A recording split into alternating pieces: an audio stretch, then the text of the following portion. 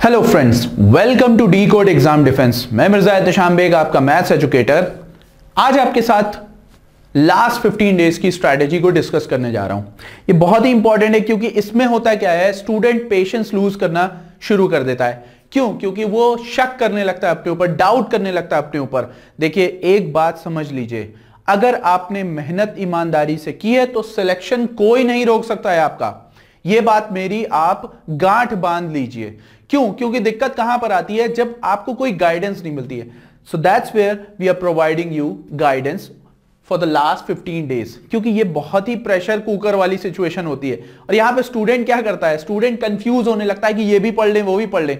कुछ नहीं पढ़ना है, ये बात ध्यान रखिएगा, ठीक है। तो मेरा काम क्या है, आपको लास्ट 15 डेज की स्ट्रैटेजी मैथ्स की बताने कि क्या आपको करना है इसमें।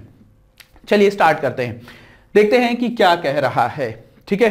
Just a minute, okay. चलिए देखिए, यहां पर सबसे इंपॉर्टेंट चीज है, आपको यह जानना जरूरी कि वेटेज क्या है। क्योंकि अगर आपको वेटेज नहीं पता है तो आपको साथ दिक्कत है।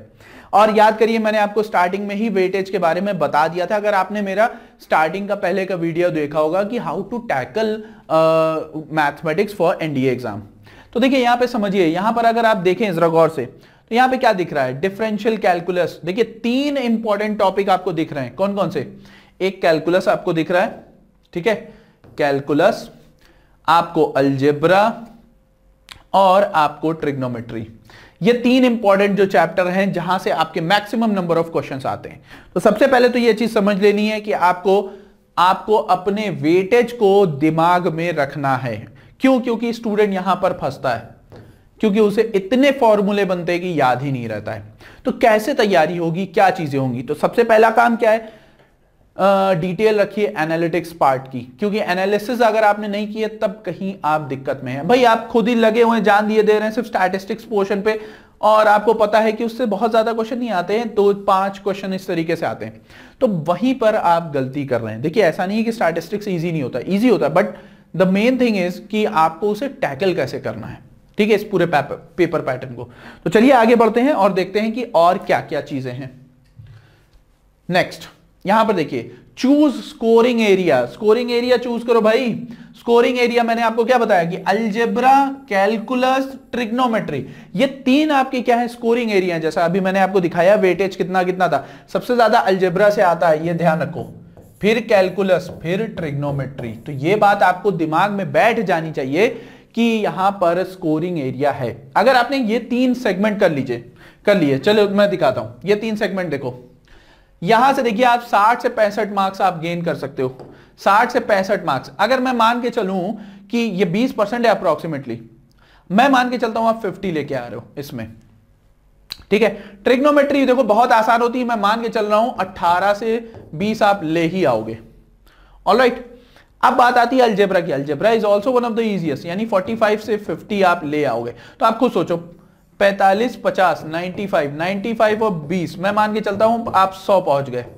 100 नंबर। भाई एक बात बताओ, यहां पर देखो अगर 50 और यहां पर देखो 50, ठीक है, 50, 50, 100, 160 पे क्या 100 नंबर नहीं ला सकते हो यार? बिल्कुल ला सकते हो, आसानी से ला सकते हो, बस आपको डिटर्मिनेशन चाहिए, ठीक है। चलिए तो अब हम आगे बढ़ते हैं। जैसा मैंने आपसे कहा कि आपको स्कोरिंग एरिया चूज करना होगा कि अपना स्कोरिंग एरिया भाई 160 नंबर के लगभग 150 के आसपास आपका ये मार्क्स देगा, ठीक है। 150 के आसपास आपका मार्क्स रहेगा, यानी पूरा आधा पेपर आपका इन तीनों टॉपिक पे डिपेंड कर रहा है। तो इसका मतलब क्या है, आप कम से कम वहां से 100 तो अटेन करिए, ठीक है। और कुछ नहीं होता है, ये ध्यान रखो, बेसिक होता है, बेसिक। यानी आपके जो इसमें से 50% क्वेश्चन होंगे, यानी जो आपके 75 मार्क्स के क्वेश्चन होंगे, वो सीधा सीधा फॉर्मूला बेस पे होंगे, ठीक है। तो अपनी स्ट्रैटेजी को सही तरीके से करिए, कोई दिक्कत नहीं होगी। ये 3 सेगमेंट आपको ध्यान रखने हैं, ये 3 यूनिट। अब उसके बाद देखिए, must remember all the formulas. भाई देखो ये तो बहुत इंपॉर्टेंट, जैसा मैंने अभी आपसे कहा, must remember all the formulas. क्यों फॉर्मूला आपको याद रखना है? भाई देखिए मैंने आपसे क्या बोला, 50% क्वेश्चन जो है वो फॉर्मूला बेस्ड होता है यार।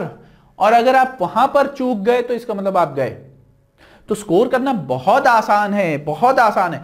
दिक्कत पता है कि आपके साथ आप सिलेबस कवर नहीं कर पाते हैं। और क्या दिक्कत है मैं बताता हूं आपके साथ दिक्कत ये सिलेबस नहीं कवर होगा, प्लस आपको फॉर्मूले नहीं याद होंगे, ठीक, प्लस एक चीज और होती है, आप एग्जाम में कॉम्पिटिटिव एग्जाम कभी दिया नहीं होता है। कॉम्पिटिटिव एग्जाम देखो उसमें है क्या, ये चीज समझ लो। कॉम्पिटिटिव एग्जाम और नॉर्मल एग्जाम में फर्क है, क्योंकि आप जस्ट बोर्ड पास करके आए होते हैं और उसके बाद आप वहां पर बैठ जाते हैं कॉम्पिटिटिव एग्जाम में। The whole scenario has been changed, total scenario change हो जाता है। क्यों ऐसा होता है? क्योंकि देखिए जो आपको एग्जाम में, जो आपके स्कूल वाले एग्जाम होते हैं, बोर्ड के एग्जाम, वहां पर आपको एग्जामिनर को बताना होता है कि हमें ये सारी चीजें आती हैं, ठीक है। यू हैव टू प्रूव, आपको प्रूव करना होता है कि ये देखो ये थ्योरम मुझे आती है, मैं लिख के बता रहा हूं कि क्या है, ठीक है। तो वहां पर आपकी नॉलेज चेक हो गई है, पर यहां पर आपका कॉन्सेप्ट भी चेक होगा, ये बात ध्यान रखिएगा। तो यहां पर क्या होगा, यहां पे आपको किसी को प्रूव नहीं करना है। अगर आपने वो क्वेश्चन कर लिया है, you have already proven them कि आप बेस्ट हो, ये बात ध्यान रखो। तो आपको किसी को यहां पे बताने की जरूरत नहीं, लिख के कि आपको पेपर दिया जाएगा कि आप यहां पर मुझे लिखिए कि ये थ्योरम कौन सी थी। You don't have to prove any of them, क्योंकि आपने वो क्वेश्चन किया, इसका मतलब आपको वो थ्योरम आती है, तो इसका मतलब वो प्रॉपर थ्योरम बेस्ड क्वेश्चन होते हैं। और most of the 50% question proper theorem based होते हैं। बस यहां पे समझिए कि आपको अगर बेसिक अभी आप बोर्ड पास करके निकले और अभी आप भूल जाएंगे तो कैसे काम चलेगा। तो ये सारी चीजें आपको दिमाग में बिठा के रखनी है। You have to remember all the formulas. अच्छा, मैंने 3 आपके सामने सेगमेंट लिखे थे, है ना। मैंने 3 कौन से सेगमेंट लिखे थे? 3 यूनिट जो लगभग half of the scoring pattern जो है कवर कर रहे हैं। कैलकुलस, अलजेब्रा और आपका ट्रिग्नोमेट्री। भाई एक बात बताओ, आपके इसमें से ये 2 टॉपिक तो पूरे फॉर्मूला बेस्ड है ना, प्रॉपर्टी बेस्ड है, कैलकुलस बेस्ड है। कैलकुलस आपका प्रॉपर्टी बेस्ड है, ट्रिग्नोमेट्री आपका प्रॉपर्टी बेस्ड है। और याद करिए मैंने दोनों करा दिया है, ये चीज ध्यान रखिए। इनफैक्ट मैंने ये तीनों चीजें करा दी हैं जहां पर आपकी सबसे ज्यादा स्कोरिंग एरिया होता है। तो आपको क्या करना है, उनको रिवाइज करना है। जाइए जाके देखिए क्या हो रहा है, लेकिन फॉर्मूला जरूर याद कर लीजिए, ठीक है। Next, identify easy topics. अच्छा, इजी टॉपिक्स कौन कौन से हैं? जैसे अगर मैं बोलूं algebra segment, algebra is the easiest segment, हर कोई स्टूडेंट उसी को करेगा। अब एक बात बताओ, सब अगर एक ही चीज कर रहे हैं तो इसका मतलब है सब सही कर रहे हैं, ठीक है। सब सही कर रहे होंगे उसे, क्योंकि सबका स्ट्रांग पॉइंट वही है। लेकिन जो स्ट्रांग पॉइंट को छोड़ के जो अपने टफेस्ट ओपोनेंट को बीट करेगा वही आगे जाएगा। And the toughest opponent at the moment is calculus. Calculus is the toughest opponent, ये बात ध्यान रखिए। कैलकुलस, एनालिटिकल ज्योमेट्री, तो ये दोनों आपको ध्यान रखने हैं कि आपको पिक करना है, ठीक है। इजी टॉपिक आपको पिक जरूर करना है, ट्रिग्नोमेट्री वगैरह, क्योंकि वो कोई नहीं छोड़ने वाला है। अगर वो छोड़ दिया तो फिर गए। देखिए होता क्या है, आप कैरेट अवे हो जाते हैं। तो आपको करना क्या है, मैंने आपको बताया, आपको पहले अपना वेटेज देखना है, कौन सा आपका स्ट्रॉन्ग एरिया है उसको और स्ट्रॉन्ग करिए, जो वीक है उसको प्रैक्टिस करके आगे आइए, ठीक है। इजी टॉपिक्स को आइडेंटिफाई करके, जैसा मैंने बोला ना कि इजी है तो स्ट्रॉन्ग है आपका, स्ट्रॉन्ग है तो और स्ट्रॉन्ग करो, ठीक है। कोई भी सवाल ना छूटे। अगर 60 से 65 नंबर के बीच में क्वेश्चंस आ रहे हैं तो 57 से 65 के बीच में आपकी स्कोरिंग भी होनी चाहिए उसमें, तब आप चैंपियन कहलाओगे। ये बात ध्यान रखना, क्योंकि तुमने जो मौका मिला उसको भुना लिया, ठीक है। अगला, ये सबसे इंपॉर्टेंट है, एक हैबिट आप में नहीं है, क्या? कॉम्पिटिटिव एग्जाम में बैठने की। भाई आपके सामने कितना होगा, देखिए यहां पे समझिए, आपके सामने 2.5 घंटे के समय होगा। उस 2.5 घंटे के समय में आपको क्या है, प्रॉपर वे में सवाल करना होगा, ठीक है। और वहां पे थकना नहीं होगा। क्यों? वहां पर एक चीज बहुत ही इंपॉर्टेंट होगी, फटीग। माइंड जो है आपका क्या हो जाएगा, थक जाएगा। उसको रोकिए।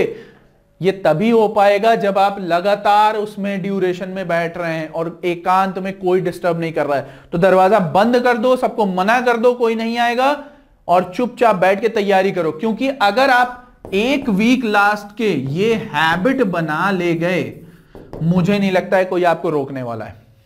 एक वीक बैठ के वहां पे वेब सीरीज मत देखना, सिर्फ और सिर्फ आपको क्या करना है, पढ़ाई करनी है।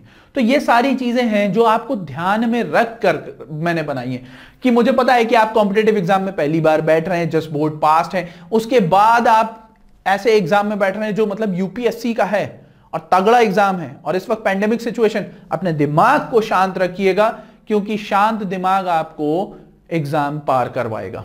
यह बात आपको समझ लेनी चाहिए। तो आपको करना क्या है, मैंने आपको बताया, वेटेज पकड़िए, अपने स्कोरिंग एरिया को पकड़िए, उसको और स्ट्रॉन्ग करिए।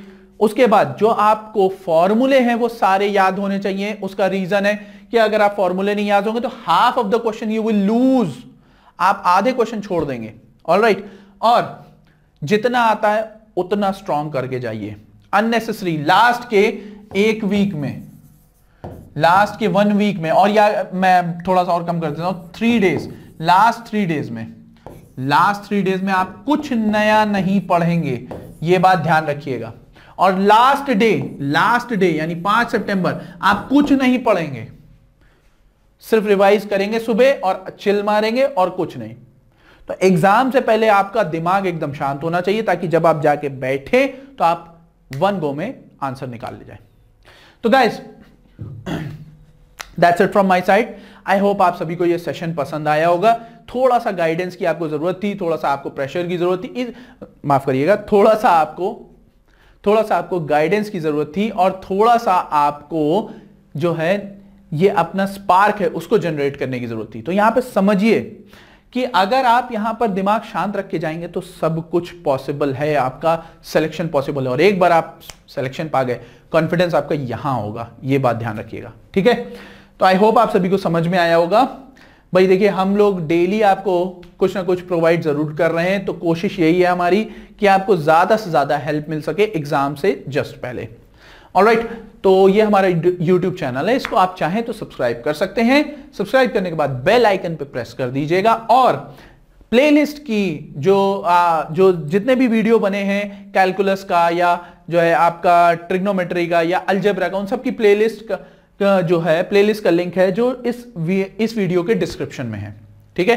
तो ये बातें आपको समझनी है कि प्रैक्टिस आपको करनी है। ये हमारा टेलीग्राम चैनल है, इस पे जाके आप डिस्कशन कर सकते हैं, क्वेश्चन पुट अप कर सकते हैं। इनफैक्ट कुछ स्टूडेंट्स वहां पे डिस्कस भी करते हैं, PDF प्रोवाइड की जाती है। तो यहां पर हर चीजें प्रोवाइड हो रही हैं, तो क्यों नहीं हम उसको अवेल करें।